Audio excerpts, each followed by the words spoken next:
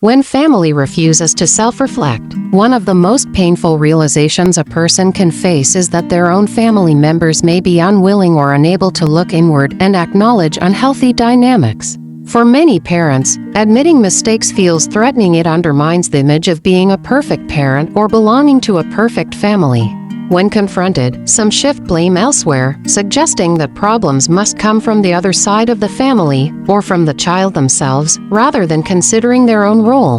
For the child who has grown into self-awareness, this creates a confusing double bind. Is it me, or is it them? Am I the problem if they claim to be perfect? The very fact that you are asking such questions is evidence of your capacity for reflection.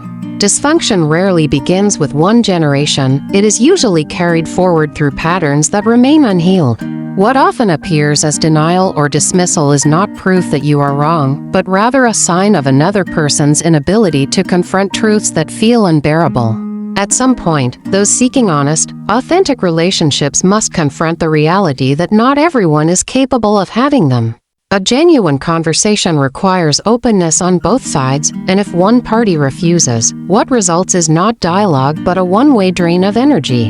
Continuing to push for recognition from someone unwilling to give it can lead to exhaustion and frustration. There comes a time when the healthiest choice is to stop forcing reciprocity and recognize that silence itself is an answer.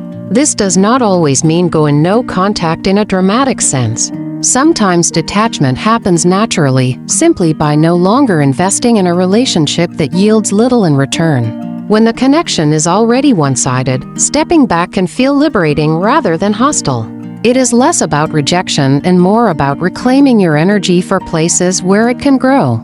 The path forward often involves building what some call a chosen family.